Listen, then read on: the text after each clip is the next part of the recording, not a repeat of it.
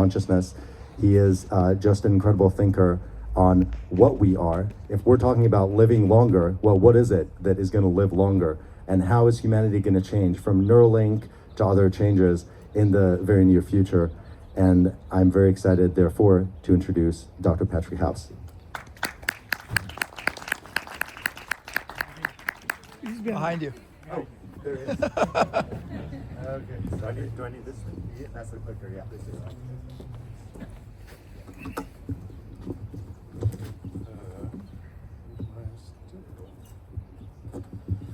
Yeah, so as a neuroscientist, I get asked a lot about the kind of chances of long-term preservation of the mind, of the brain, and of consciousness itself. And depending on whether or not you think those are three separate things or three of the same and related thing, the bounds and constraints and the difficulty of this problem are very, very different.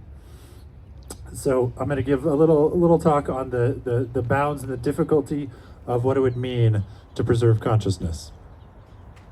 So RNA-based life has already achieved longevity escape velocity. The only thing which reliably putters out is an individual consciousness, your individual consciousness. It takes monarch butterflies who migrate 3 generations to get to the central Mexico fir forests 3,000 feet above sea level, where they all mate, which means that some percentage of these butterflies, as they're migrating, spend their entire lives flying in a certain direction for a reason they do not understand and for a goal that they will never personally achieve. They are part of an immortal chain, but their individual consciousnesses putter out along the way just like ours do. We are those monarchs, but for abiogenesis. We don't know where our fir tree is yet, but I promise you, most of us will not be alive to see it. For my postdoc, I studied ancient DNA in Egyptian cat mummies, and I was looking for genomic fragments of a protozoan parasite that I thought that they might have. And so mummification is a practice that lasted about 8,000 years. And you may have heard this as just like a rumor that they took the brains out, right, and put them in the canopic jars. But in fact, only about half of the mummified brains, if you go in the back of the Smithsonian, were removed. And now why is this? This is because mummification for those 8 millennia, it's a business. It was a family business. It was an enterprise. Today is closer to when Cleopatra lived than she was to the creation of the pyramids. Over these millennia, the mummification recipes were kept as family and trade secrets within the company, within the enterprise. Not a single recipe for mummification survives to today. We still don't know how it works. We've tried. Nobody has succeeded in creating mummification as good as the ancient Egyptians.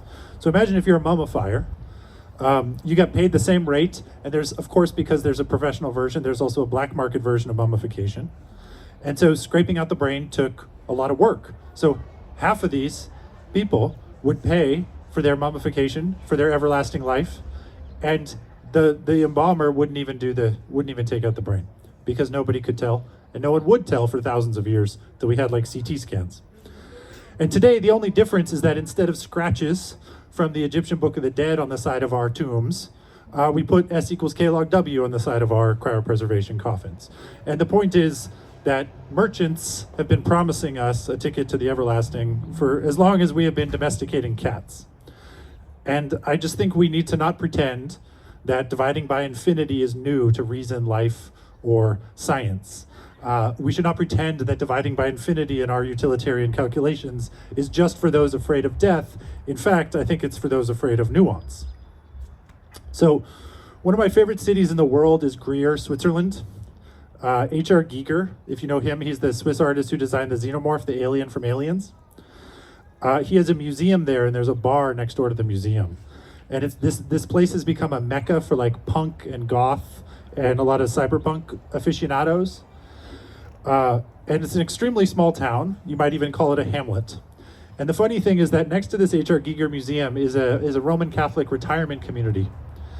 And so there's only one smoking section. And so you have all these kind of like goths and these retired Swiss with their like perfectly clear hydrotherapy skin and the kind of like après-ski rouged cheeks that like geopolitical neutrality brings. And you have these two people smoking cigarettes together. And the funny thing is that the people in the wheelchairs with the biocompatible titanium knees and the pacemakers are so much more hardcore, and I would argue so much more transhuman and so much more cyberpunk than any of the goth kids who think they are.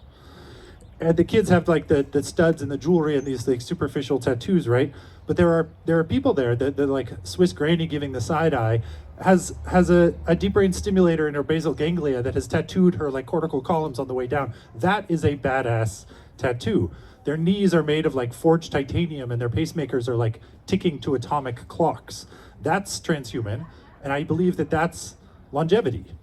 And I think one of the issues is that the tools, the actually effective tools of longevity are often very quotidian, and we don't even notice. They're ugly and they're inglorious. And like the CVS across the street has things within it, casual things within it that like empires used to fight wars over. So we often ignore how amazing things are immediately right in front of us. Humans are juvenile primates. We are products of a process called neotenization. So we basically domesticated ourselves. And what happens when a species is domesticated is that it starts to physically resemble the juvenile versions of its own species, of its own self.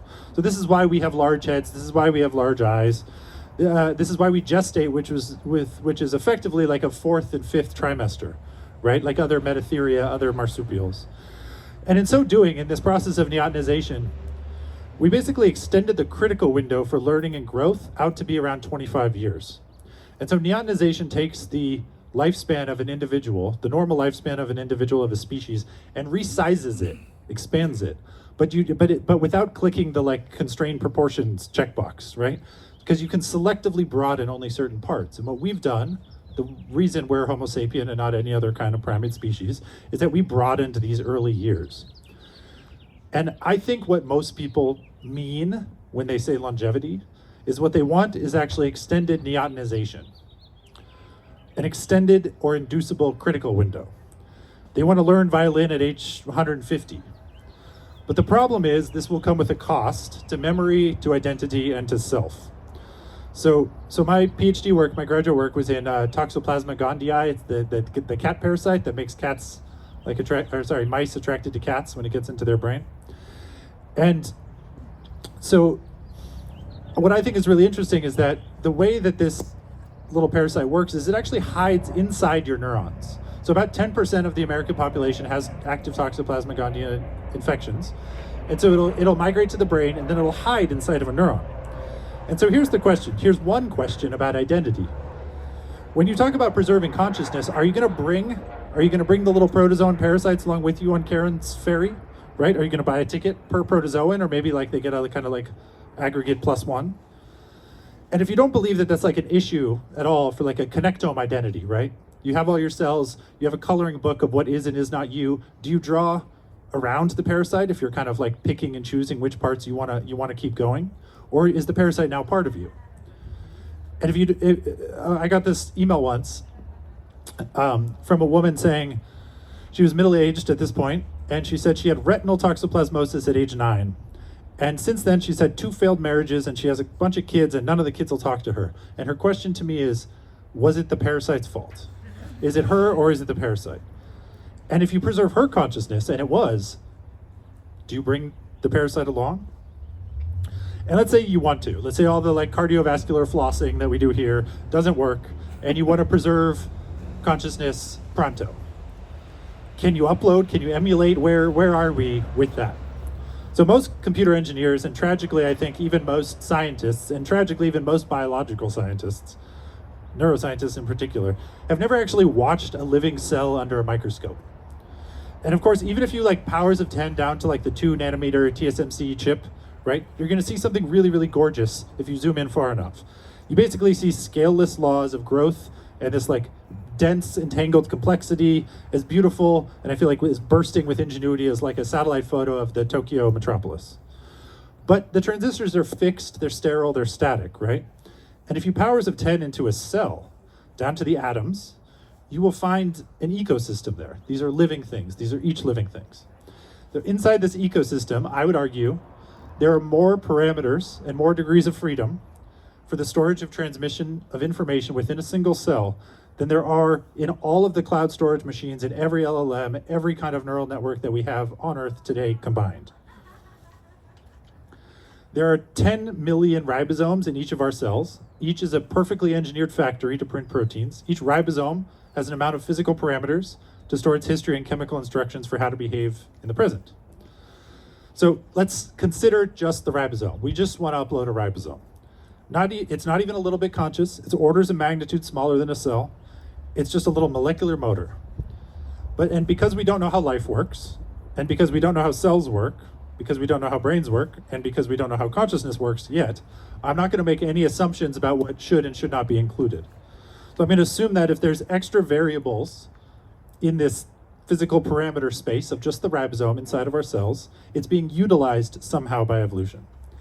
And so depending on how you want to describe that ribosome, just on a structural level, ignoring function for a moment, you're going to have to care about the bonded interactions, which are bond lengths, bond angles, dihedral angles, force constants. You're going to have to care about the electrostatic stuff, like atomic charges, the dielectric forces, and the thermodynamic coupling, depending on the context of the cellular milieu in the intracellular kind of salt concentration. Each of these is a physical parameter. Each of these are things you have to model if you want to understand a mind.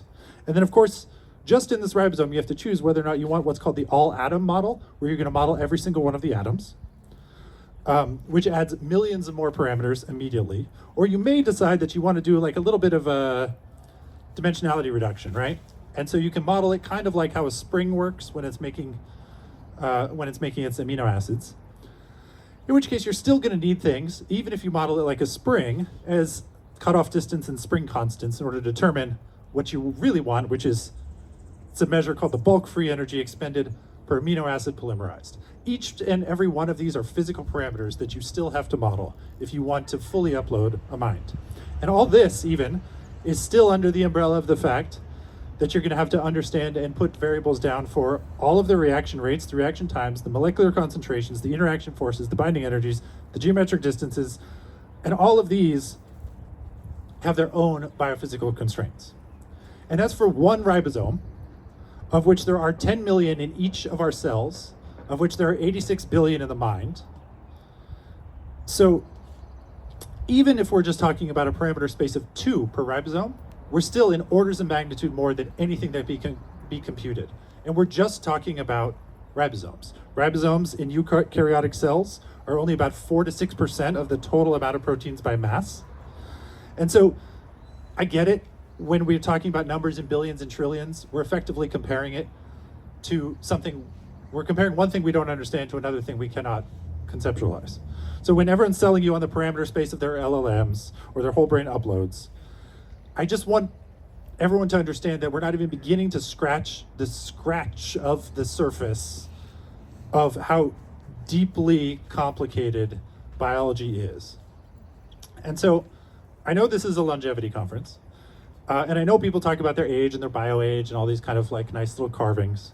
But I wish to say unequivocally that we are all 3.7 billion years old, that the age on your ID is a rounding error, that we are a single piece of soon-to-be snipped thread on the larger tapestry of an RNA-based life form, which has singularly achieved longevity escape velocity, and interestingly, which doesn't seem to have found the need to preserve the individual consciousnesses as it keeps going. The individual consciousnesses of its snipped threads. And we know this because sacrifice of consciousness is how it currently is. It is currently the case that life persists, but our individual consciousness gets snuffed out, like the monarch butterfly. But if this is the way it is the way it has to be. Not signing up for cryopreservation is not suicide, and here's why. So I still don't know how to say this, good friends with the neurosurgeon Paul Kalanithi. Paul Kalanithi wrote a memoir of dying called When Breath Becomes Air. As he was writing it, we were both at Stanford, and we would meet for coffee and whiskey as the skin of his fingertips sloughed off from the chemo. And he was given a terminal diagnosis, right? And at first we thought this was kind of funny because everyone has a terminal diagnosis, right? We all do. I'm not going to live more than 30 to 50 years, so I kind of already have one. So what difference does lopping a 0 off or kind of converting the years to months or days, what difference does that really make? And we would do this very simple thought experiment, which is, we're both neuroscientists, right? We were both active neuroscientists at the time, practicing, and we would do these like, okay, if someone came and promised and told you that you had 50 years left to live, exactly 50, would we keep doing the research that we were doing? And we both said yes. In part, this is because it kind of like intuitively matched the frame and the timing of how long we thought we had to live anyway, right? But then we reduced the number down to 20. So if we knew we were going to die in 20 years, would we keep being neuroscientists? And that was the exact moment that we both switched to no. And then it became more obvious as the kind of numbers became smaller, right? Which is that 10 years, if we knew we were going to die, would we still be neuroscientists? No. 5, no. 1 year, no. 1 month, no. All either of us had ever wanted to do was be writers, not neuroscience. We always just assumed we could like push that off to our golden girls years, you know? We had faith in modern medicine. We had faith in longevity technology, and we had faith that this would get better over time. And so we had faith that we could persist in this pursuit for 50 years and that it makes sense to do the long-term stuff and not any of the short-term stuff. And so we did. We both became writers. So he wrote a book, When Breath Becomes Air, became a national bestseller. And by the time he did pass away, which he did, he had 1 book and 1 child. And here I am a decade later, and I'm midlife in my Monarch migration, and I have 1 book, which I think is a kind of pseudo-mortality.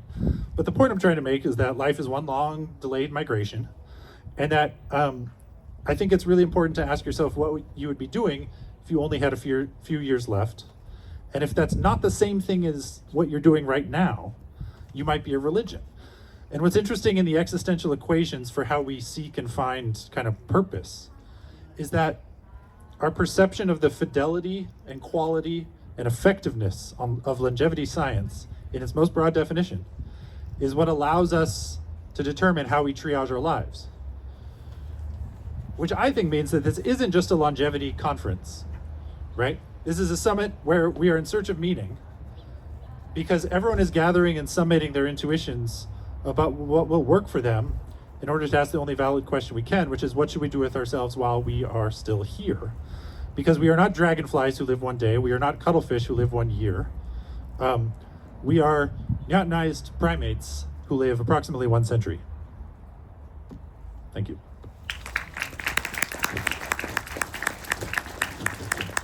All right, we have time for a couple of questions, so just lift your hand up if you have questions. Oh,